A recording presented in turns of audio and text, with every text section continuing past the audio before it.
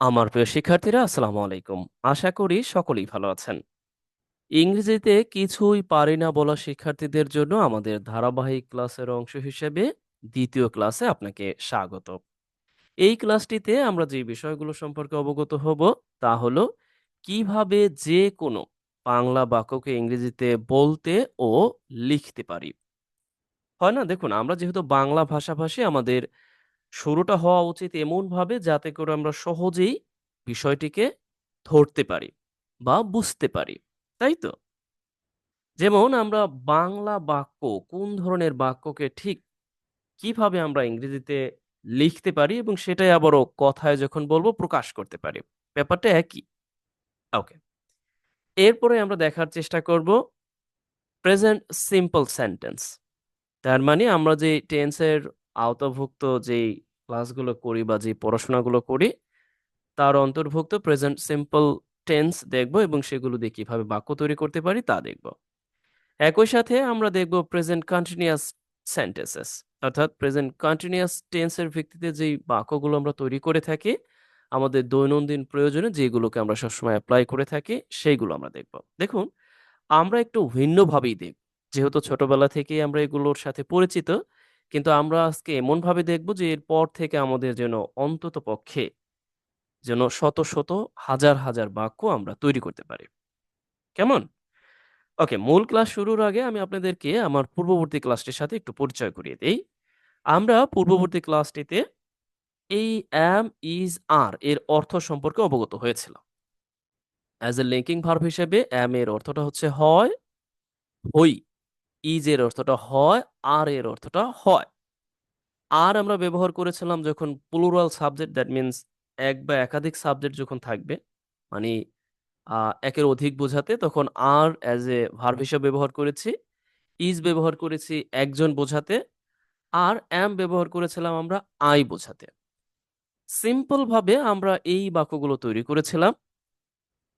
এই বাক্যগুলো তৈরি করে আমরা লিঙ্কিং ভার্বের ব্যবহার একই সাথে আমরা কিছু বলা যায় যে কন্টিনিউয়াস যে সেন্টেন্স কিভাবে তৈরি করতে হয় তাও দেখেছিলাম। কিন্তু আজকে আমরা আরো অনেক বেশি ব্যবহারিকভাবে ইংরেজিতে যদি বলি প্র্যাকটিক্যালি আমরা দেখব।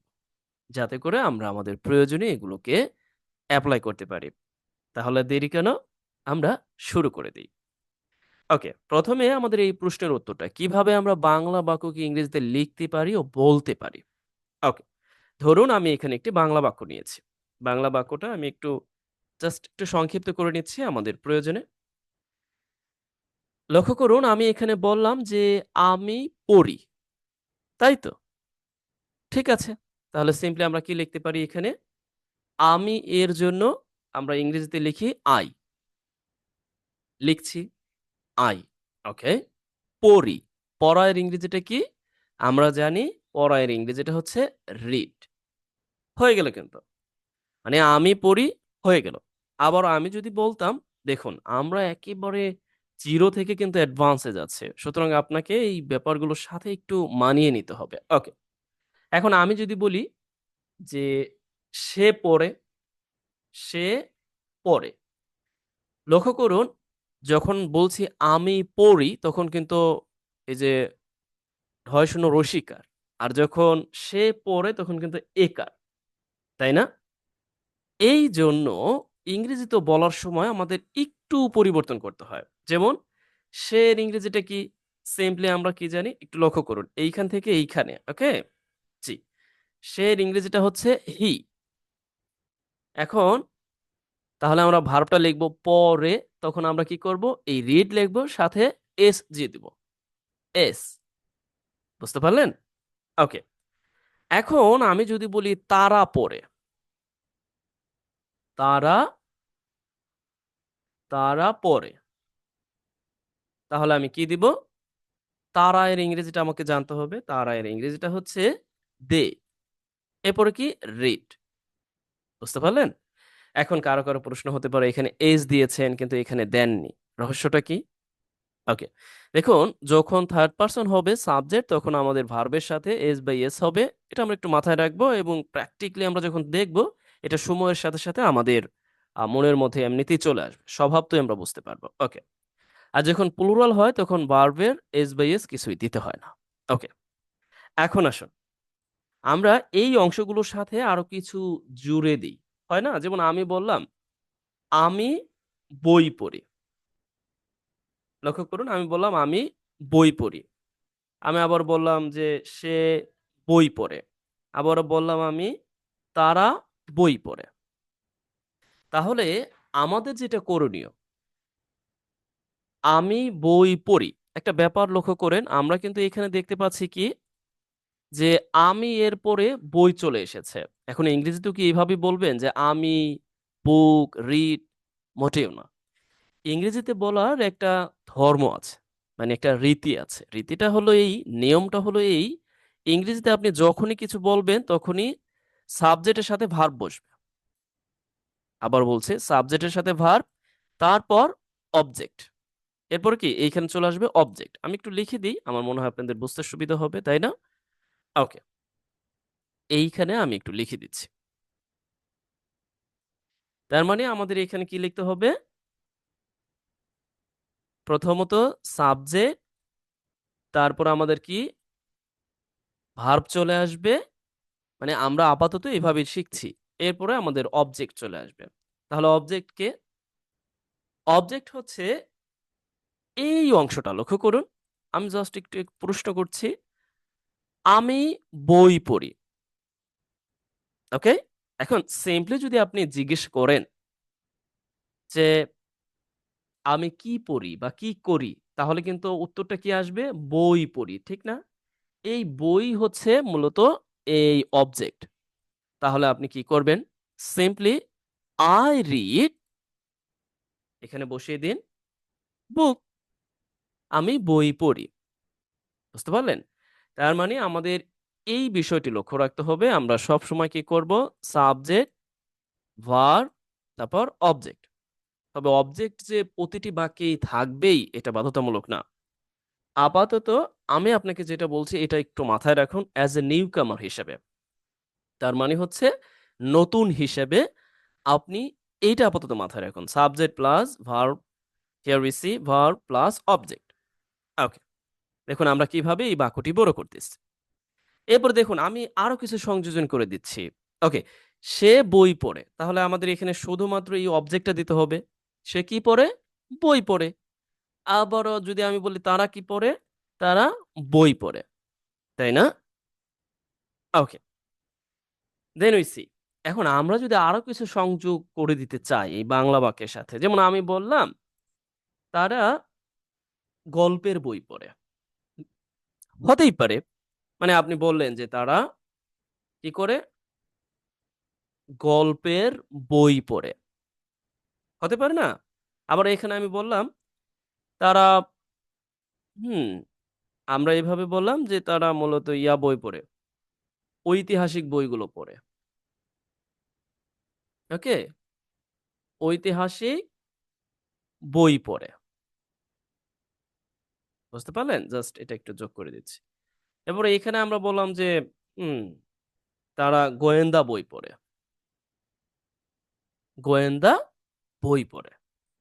লক্ষ্য করুন, আমরা যখন বাংলা বাক্যের সাথে কোনো একটা অংশ যোগ করছি, এই ব্যাপারটি আমাদের বাংলা বলার যে মাধুর্য আছে, ধারাবাহিকতা আছে, সেই হিসেবে আমরা এমনি বলছি যে আমি গল্পের বই পড়ি। কিন্তু আমি কিন্তু এভাবে বলতে পারতাম, হ্যাঁ আমি পড়ি গল্পের বই। পারতাম কিন্তু। কিন্তু ওটা শুনতে কিছুটা মনে হয় না? মানে আনইজি, দ্যাট মিনস ভালো শোনায় না। এখন আমি কিন্তু বলার সময় এভাবে বলছি। কিন্তু ইংরেজিতে বলার সময় আপনাকে কিন্তু এইটা মেইনটেইন করেই বলতে হবে। বুঝতে পারলেন? ওকে, আসুন লিখি। এখন আমরা যে অতিরিক্ত তথ্যটা বাংলা এখানে এনেছি গল্পের, দেখুন আমরা এটা, আমি আপনাকে লিখে দেখাচ্ছি। এটা আপনি কথা বলায় ব্যবহার করবেন। এটা আপনার যেকোনো প্রয়োজনে আপনি ব্যবহার করবেন। সমস্যা নাই তো? আগে আমরা এভাবেই শুরু করি। তারপরে আমরা আস্তে, আস্তে ইন্টারমিডিয়েট লেভেল, অ্যাডভান্স লেভেল, তারপর আরো যা আছে, আল্ট্রা লেভেল বলেন, সেই দিকে ধাবিত হব। কিন্তু আপনাকে তো সিঁড়িতে আগে পা দিয়ে উঠতে হবে। ওকে। দেখুন, আমরা এখন কি করব? এই গল্পের এই অংশটাকে আমাদের লিখতে হবে, তাই না? হ্যাঁ। তাহলে এই অংশটা আমরা কোথায় লিখব?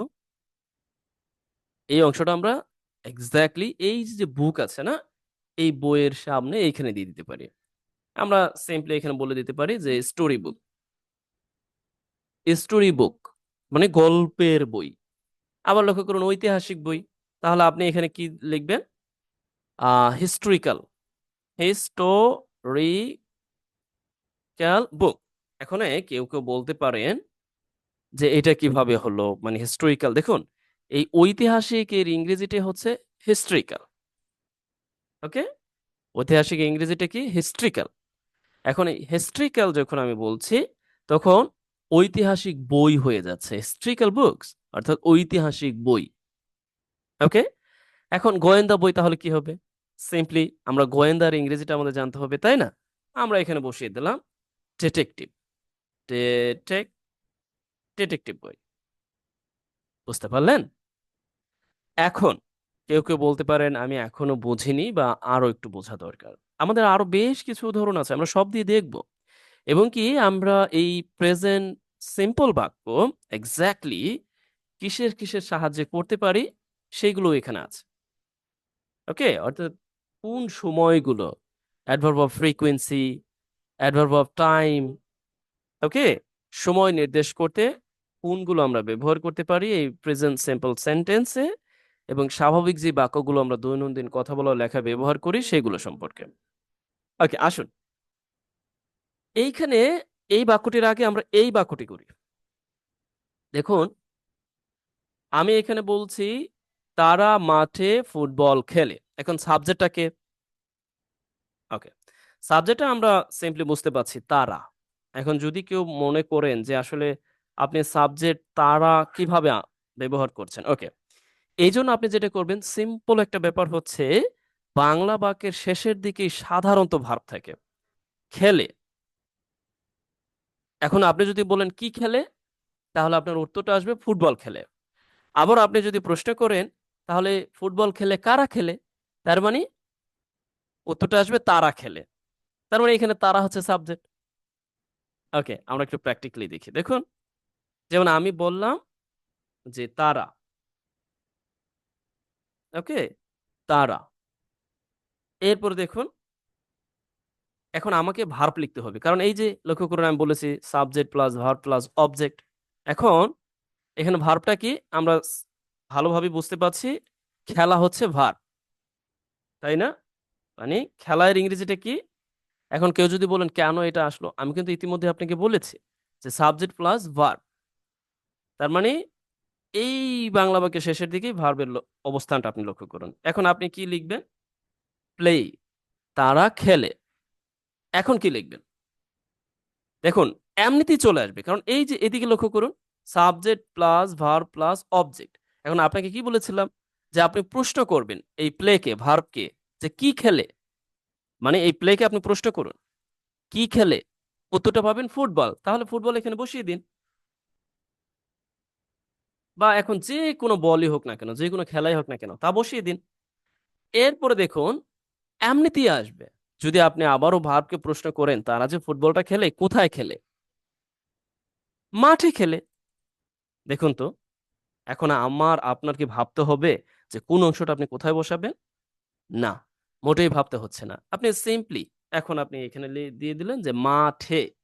ওকে, ইন দা ফিল্ড, তারা মাঠে খেলে। Have you got? I think so you have got. Okay, এরপর আমরা দেখি যে সে তার প্রতিদিনের কার্যক্রম লিখে রাখে। ওকে, এটা একটু বড় মনে হচ্ছে। ওকে, এইটার আগে আমরা এইটা করি, আমরা প্রতিদিন স্কুলে যাই। এখন আমি যদি আপনাকে প্রশ্ন করি এখানে এই যাওয়ার কাজটা কে করছে? আমরা। তার মানে আমরা সিম্পলি কি লিখবো? আগে সাবজেক্ট আমরা, এরপরে আমাদের ভার্ব লিখতে হবে যাওয়ার কাজ, তার মানে আমরা কি লিখতে পারি? We go. এরপরে কি? আমরা স্কুলে যাই। আমরা জানি যে গো এর পরে আমরা সিম্পলি দিকে নির্দেশ করতে, কোথাও নির্দেশ করতে আমরা টু ব্যবহার করি, গো টু। এরপর আমরা কি লিখবো? স্কুল। কোথায় যাই? স্কুলে যাই। এখন দেখুন, এখানে একটি অংশ এখনো বাদ আছে, প্রতিদিন। তার মানে আমরা এখানে কি লিখতে পারি? Simply every day, every day. Or you can, এখানে আপনি এটা লিখতে পারেন যে ডেইলি, আমি প্রতিদিন যাই, আমরা যাই। কেমন? এখন আসুন আমরা এই বাক্যটি লিখতে পারি। আমরা ধাপে ধাপে আমরা এতক্ষণে যা দেখেছি সেই বিষয়টিকে অনুসরণ করে লিখব।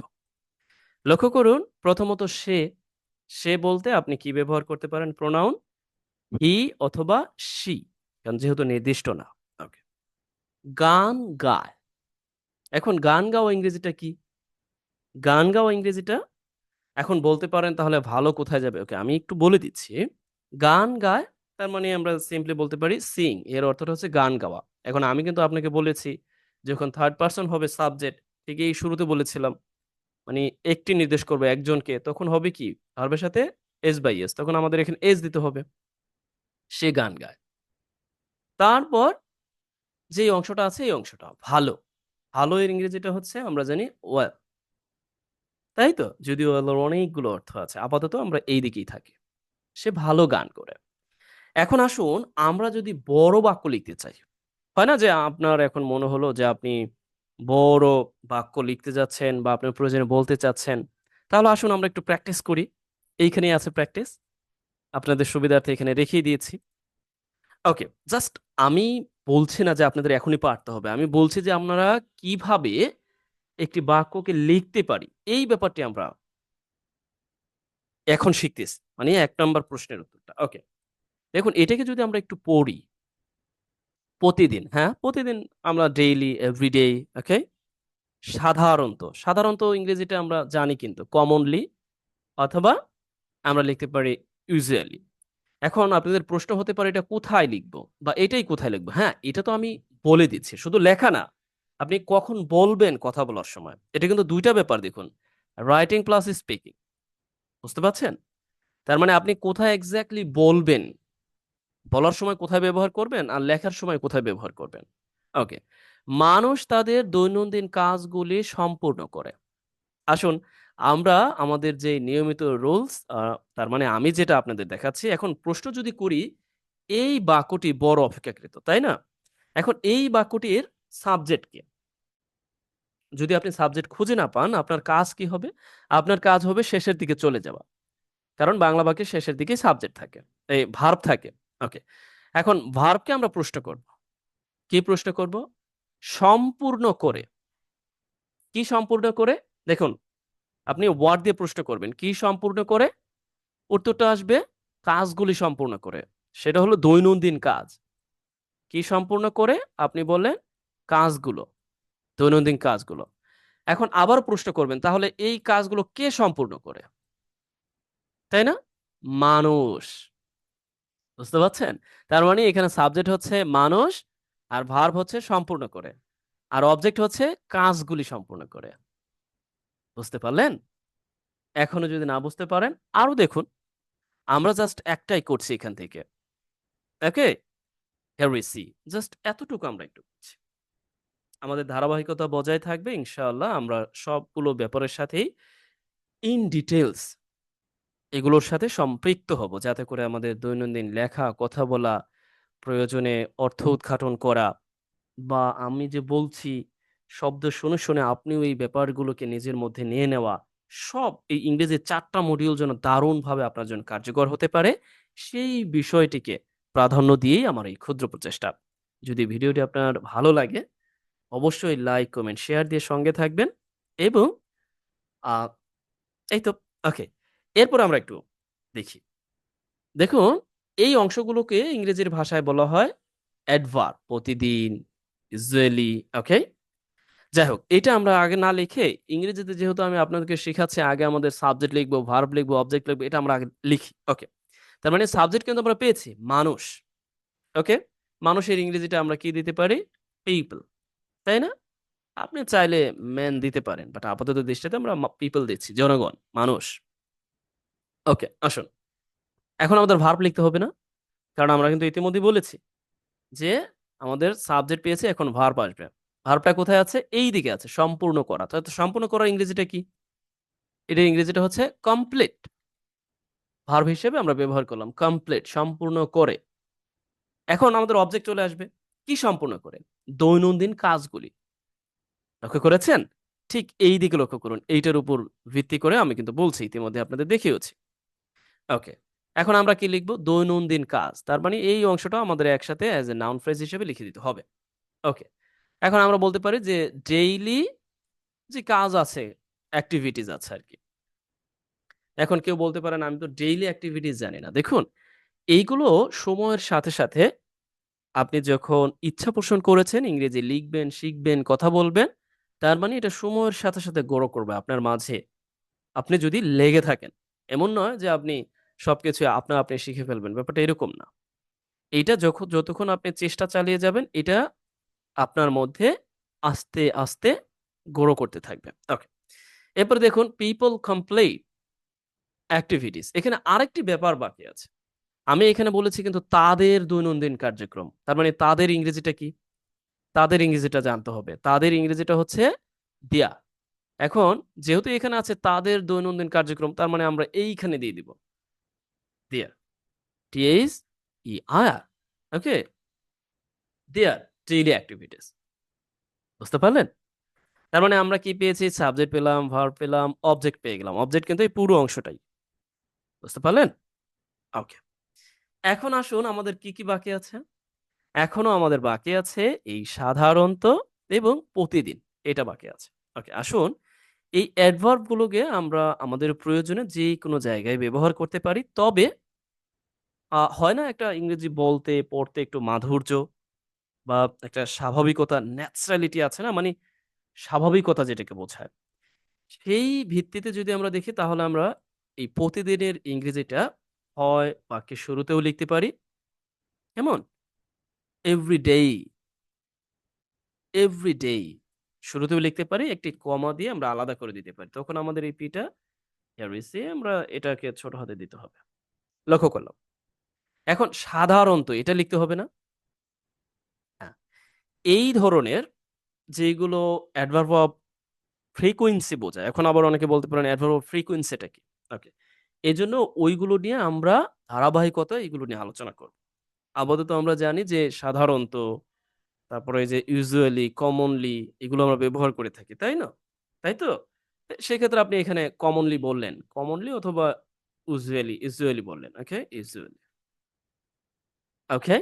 এখন বলতে পারেন এটা কেন এখানে? দেখুন, অ্যাডভার্ব অফ ফ্রিকোয়েন্সি এর ব্যবহারটা সাধারণত এই সাবজেক্ট এবং ভার্বের মাঝে হয়ে থাকে। আবার বলছি অ্যাডভার্ব অফ ফ্রিকোয়েন্সি যেমন অলওয়েজ, ওকে? ইউজুয়ালি, কমনলি, জেনারেলি আপনি চাইলে ওই যে আবার কিন্তু সাবজেক্টের শুরুতেও ব্যবহার করতে পারবেন। সমস্যা নাই। তবে যখন আমরা ২ টা অ্যাডভার্ব দেখছি তখন একটা এখানে বলছি, একটা এখানে বলছি। দেখুন এইটা লেখালেখির ক্ষেত্রে কিন্তু আপনি কথা বলার ক্ষেত্রে yes and every day and usually people আপনি এটাকে এখানে বলতেই পারেন। সমস্যা নাই। মানে আমি এখানে আপনাকে রিজিড দ্যাট মিনস আপনাকে আমি একেবারে সীমাবদ্ধ করে দিচ্ছি না। আমি বলতে চাচ্ছি যে আপনি বলতে পারবেন বা লিখতে পারবেন। আসুন আমাদের আ ক্লাসের অংশ হিসেবে এখন আমরা যে বিষয়টিকে এখানে রেখে এসেছিলাম সেটা দেখি। সে তার প্রতিদিনের কার্যক্রম লিখে রাখে। তাহলে এটা কি হবে? এখন এখানে সাবজেক্টটা কি? লিখে রাখা। লিখে রাখা এটা হচ্ছে টেক নোট, টেক নোটস এটা আমি বলে দিব না। বাকিটা আপনি করবেন। ওকে, সে বলতে এখানে সাবজেক্ট। আর তার প্রতিদিনের কাজ এটা কিভাবে লিখবেন? আমি যে এইটা আপনাকে দেখাইলাম ঠিক একই রকম ভাবে লিখবেন। বুঝতে পারছেন? এখন তার এর ইংরেজিটা কি? তার এর ইংরেজিটা আমরা কিন্তু জানি। তার এর ইংরেজিটা হচ্ছে his প্রতিদিনের কার্যক্রম। এটা আর আমি বলে দিব না। এটা আপনি লিখবেন। কেমন? আশা করছি বুঝতে পেরেছেন। ওকে, আসুন। এখন আমরা এতক্ষণ যা আলোচনা করলাম, এইটাই হচ্ছে present simple or indefinite tense এর আওতাভুক্ত। এখন দেখুন, আমাকে কিন্তু বলতে হচ্ছে না যে এটা প্রেজেন্ট টেন্স, এটা প্রেজেন্ট টেন্স, এস বা ইয়েস এত কিছু তো আমাকে বলতে হচ্ছে না। আমরা সিম্পল যে বাক্যগুলো তৈরি করব বর্তমান বোঝাতে, বর্তমানে সময় নির্দেশ করতে, তখন আমরা কি এইভাবেই তৈরি করব। এটাই হচ্ছে স্ট্রাকচার বা এটাই হচ্ছে আমাদের ন্যাচারালি শিখার একটা প্রসেস। ওকে? আন এই প্রসেস ফলো করে আমরা সামনে এগিয়ে যাব। এরপরে দেখুন কিছু কমন কিছু আ মানে আছে, এক্সপ্রেশন আছে। মানে আপনি যে এই প্রেজেন্ট সিম্পল এ কথাবার্তা বলবেন, কিছু এক্সপ্রেশন যেগুলোকে আমরা অ্যাডভার্ব বলে থাকি। অ্যাডভার্ব অফ ফ্রিকোয়েন্সি বেশিরভাগ ডেইলি প্রতিদিন এগুলো আপনি মুখস্থ করে ফেলবেন। এটা কিন্তু আমার পেইড ভার্সের একটা অংশ। মানে আমি আমার যে পেইড কোর্স আছে সেই পেইড কোর্সেরই একটা অংশ আপনাদের জন্য নিবেদন করছি। এই যে আপনারা যেন নিজেদেরকে অনেকাংশেই আম হুম প্রফুল্লতার সাথে কনফিডেন্টলি আপনারা যেন এই ব্যাপারগুলোকে নিতে পারেন। একটু স্ক্রিনশট নিয়ে রাখতে পারেন। এভরি ডেই প্রত্যেকদিন ইউজুয়ালি সাধারণত অলওয়েজ, অলওয়েজ এটা সাধারণত উচ্চারণটা এলো হয় না, অলওয়েজ যদি আমি আবার ওইভাবে উচ্চারণ করি কারো কাছে কঠিন মনে হতে পারে। ফ্রিকোয়েন্টলি প্রায়, রেগুলারলি নিয়মিতভাবে, নরমালি সাধারণত, জেনারেলি সাধারণতভাবে, সামটাইমস কখনো, অকেশনালি মাঝে, রেয়ারলি বিরল মানে দেখা যায় না বললেই চলে। ডেইলি, উইকলি সাপ্তাহিক, প্রতি সপ্তাহে, মান্থলি প্রতি মাসে, ইয়ারলি প্রতি বছরে, টুইস a উইক সপ্তাহে ২ বার। হয় না? আমরা ওখানে বলতেই পারি, I go to school twice a week অর্থাৎ সপ্তাহে ২ বার যাই। once a week সপ্তাহে ১ বার যাই। Oh yes and 3 times a month তার মানে মাসে ৩ বার যাই। হতেই পারে। আপনি বললেন যে আমি তো আপনার ক্লাস প্রতিদিন মানে সপ্তাহে ৭ দিন দেখি। তার মানে আপনি কি বলবেন? 7 times a week সপ্তাহে ৭ দিন দেখি। একটু জটিল মনে হতে পারে কারো কাছে। আমরা ইন ডিটেইলস পরবর্তী ক্লাসে এইগুলো দিয়ে বাক্য তৈরি করব। আপাতত আমরা এইটার সাথে পরিচিত হলাম। এখন আসুন আমরা আমাদের আ আজকের ক্লাসের আরেকটি যে অংশ আছে, সেই অংশটির সাথে পরিচিত হই। আমরা ইতিমধ্যে বলেছি আমরা প্রেজেন্ট কন্টিনিউয়াস নিয়েও আলোচনা করব। তাই তো? ওকে। আসুন এইখানে ওই একই ব্যাপার। একই ব্যাপার কি? এখানেও আমরা যে এই ব্যাপারগুলো দেখলাম, একই রকম ব্যাপার আমাদের এখানেও আছে। এইখানে যে ব্যাপারটা আছে আপনি কন্টিনিউয়াস বলতে চলমান। আর চলমান বলতেই বাংলা বাক্যের শেষের দিকে সি থাকবে। তেছে থাকবে, সে থাকবে, সি থাকবে এরকম। কি আবার বলছি। যেমন করছে অথবা আপনি বলতে পারেন করতেছে। কথাটা কিন্তু একই। করছে বা করতেছে। এখানে আমরা বলছি পড়ছে, পড়ছি বা আমরা এইভাবে বলতে পারি যে পড়তেছি। খেলছে বা আমরা কি বলতে পারি? খেলতেছে। তাই না? এভাবে আমরা বলতে পারি না? তাহলে ইংরেজিতে লেখার সময় এই ব্যাপারটি হচ্ছে খুবই সহজ। ইংরেজিতে লেখার সময় শুধুমাত্র এইখানে যে আমরা ভার্বটি ব্যবহার করে এসেছি, এই যে ভার্বটি, এই ভার্বটির সাথে শুধুমাত্র আপনি আইএনজি যুক্ত করে দিবেন। হয়ে গেল। এখন এইজন্য আবার আমাদের কি সাহায্য নিতে হবে? এইজন্য আমাদের এই যে ১ম ক্লাসে যে আমরা অক্সিলারি ভার্ব সম্পর্কে অবগত হয়েছিলাম, যদিও এজ এ লিঙ্কিং ভার্ব হিসেবে জেনেছিলাম am, is, are তার মানে এইগুলো সাহায্য নিতে হবে। যখন আমরা কন্টিনিউয়াস সেন্টেন্স তৈরি করব। আমরা প্র্যাকটিক্যালি দেখি। আমার মনে হয় এটা সবচেয়ে বেশি ভালো হতে পারে। ওকে, প্রথমত আমি এখানে স্ট্রাকচারটা লিখি আপনাদের সুবিধার্থে। কারণ অনেকেই মনে করেন যে ব্যাপারটি দরকার। যেমন ধরুন, প্রথমত আমরা লিখলাম হচ্ছে সাবজেক্ট। পেলাম সাবজেক্ট। তারপরে আমাদের সাহায্য নিতে হবে মানে কন্টিনিউয়াস টেন্স এর ক্ষেত্রে। am মানে সাবজেক্ট অনুযায়ী অথবা is সাবজেক্ট অনুযায়ী অথবা are। এরপর আমাদের কি লিখতে হবে? আমাদের লিখতে হবে ভার্ব। এরপরে ভার্বের সাথে ভার্বের যে ফর্মটা তার সাথে আইএনজি। এই তো। এরপরে বাকি অংশ। তার মানে বাকি অংশ বলতে আপনি অবজেক্ট বলতে পারেন বা আরো যে ব্যাপারগুলো আনুষঙ্গিক থাকে সেগুলো আপনি বলতে পারেন। যদিও আমি এভাবে রুলস রেগুলেশন মেইনটেইন করে সাধারণত শিখাই না। কিন্তু as you are newcomer and also interested to learning English, so I'm trying my best and what I'm and how I am try to get you English well, okay?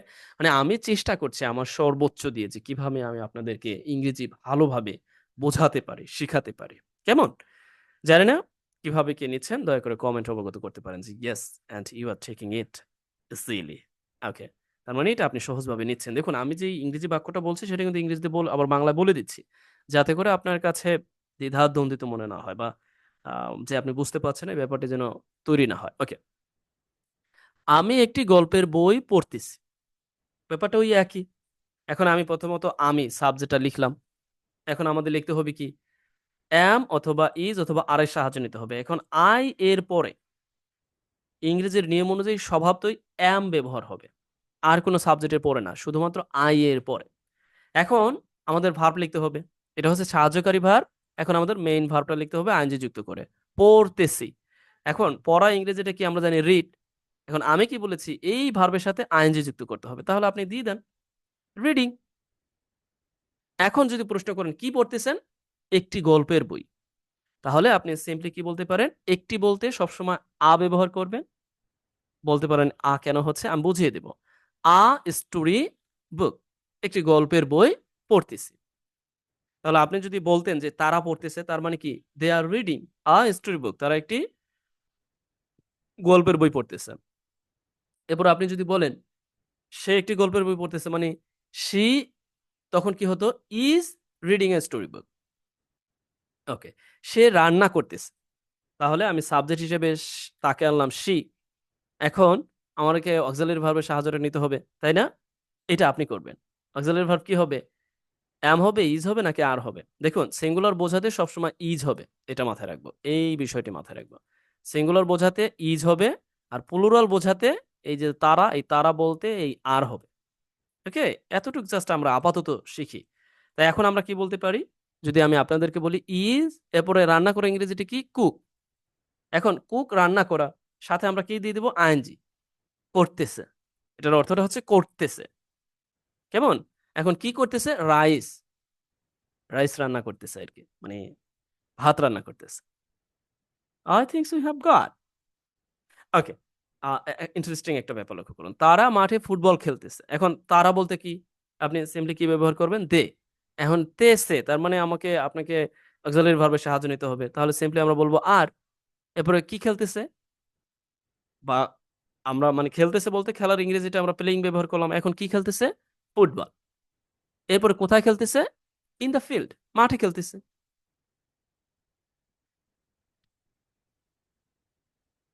Have you got? আশা করছি আপনি বুঝতে পেরেছেন। তাহলে এটা করে ফেলুন। সে একটি চিঠি লিখছে। এখন প্রথমত সাবজেক্ট হচ্ছে সে অথবা হি। এরপরে একটি চিঠি লিখছে। এটা আপনি করবেন। এটা আপনার জন্য কাজ। কেমন? ওকে। নেক্সট হইছি। আমরা একটি রোমাঞ্চকর কি আমরা বললাম যে একটি মুভি দেখতেছি। ওকে? মুভি দেখছি বা দেখতেছি আরকি। কন্টিনিউয়াস তো এজন্য আমরা এটা বলতে পারি। দেখতেছি। তাহলে লক্ষ্য করুন। প্রথমত হচ্ছে সাবজেক্টকে আমরা। তাহলে আমরা এর ইংরেজিটা হচ্ছে we আমরা লিখছি we লিখলাম। এখন যেহেতু তেসি আছে তার মানে কি আমাকে আইএনজি আই এম ইজ এর সাহায্য নিতে হবে। তাহলে উই আছে। উই যেহেতু প্লুরাল সুতরাং আমাদের লিখতে হবে আর। এরপরে কি? ভার্ব লিখতে হবে। দেখা। দেখার ইংরেজিতে সাধারণত মুভি দেখার ইংরেজিতে আমরা ওয়াচ ব্যবহার করে থাকি। তাই তো? ওকে। এখন আসুন যেহেতু তেসি আছে তার মানে আইএনজি যুক্ত। ওয়াচিং। এরপরে কি? একটি রোমাঞ্চকর মুভি। একটি রোমাঞ্চকর মুভি। এখন আমরা একটি বলতে রোমাঞ্চকর দ্যাট মিনস আমরা বলতে পারি কি থ্রিলিং। ওকে? রোমাঞ্চকর। এরপরে মুভি। কি? বেশ কঠিন মনে হচ্ছে? ওকে। আমরা আজকে প্রায় শেষ পর্যায়ে চলে এসেছি। এখন আপাতত আমি আর এখানে প্র্যাকটিসে যাচ্ছি না। এখানে আছে আমাদের প্র্যাকটিক্যাল অংশটা আছে। আমরা যাচ্ছি না। আমরা এই প্রেজেন্ট কন্টিনিউয়াস টেন্স সাধারণত এই যে adverb or adverbial frequency or adverbial time আছে, এইগুলোর সাহায্যে করতে পারি। নাও, এট দিস মোমেন্ট মানে আমরা যখন সাধারণত বাক্যগুলো তৈরি করি তখন এই ধরনের অ্যাডভার্ব এর ব্যবহারের প্রয়োজন হতে পারে। যেগুলো আমাদের ইংরেজি লেখা, বলা ও কথা বলাকে দারুণভাবে দীপ্ত করে। কেমন? যেমন আমি এই মুহূর্তে কি? যাচ্ছি। বর্তমানে সরকার এটা করছে। বর্তমানে তিনি এই জায়গায় চাকরি করতেছে। তার মানে কি সবই কন্টিনিউয়াস। ওকে? নিয়মিতভাবে আমি এটা করতেছি। বা এই দিনগুলোতে আমি উম আ অ খারাপ অবস্থা ভোগ করতেছি। তার মানে এইখানে অটোমেটিক্যালি কিন্তু আপনার একটা কন্টিনিউয়াস একটা ভার্ব আছে। কন্টিনিউয়াস দ্যাট মিনস চলমান একটি ভার্ব আছে। যাই হোক, আজ এই পর্যন্তই। আর আপনাদের জন্য বাড়ির কাজ হলো আপনারা এই অংশটা করবেন। আমি একটু মার্ক করে দিচ্ছি। এই অংশটা আপনাদের বাড়ির কাজ। এরপরে হচ্ছে আপনাদের বাড়ির কাজ আরো দিয়েছিলাম। এই অংশটা হচ্ছে আ আপনাদের বাড়ির কাজ। এরপরে আরো কি দিয়েছিলাম? এই তো হ্যাঁ, এগুলোই। আর এগুলো একটু মুখস্থ করে ফেলবেন। এগুলো মুখস্থ করে ফেলবেন। পরবর্তী ক্লাসে আমরা দেখব। আর এইটাও মুখস্থ করে ফেলবেন। তাহলে আজ এই পর্যন্তই। সাথে থাকুন। লাইক, কমেন্ট, শেয়ার দিয়ে সঙ্গে থাকুন। ওকে? আর আপনার সর্বাঙ্গীন মঙ্গল কামনা যেন আপনি ইংরেজিকে বুঝতে পারেন, ধরতে পারেন। ইংরেজিকে মানে এক কথায় নিজের করে নিতে পারেন। আজ এ পর্যায়ে ভালো থাকুন, বেস্ট উইশেস ফর ইউ।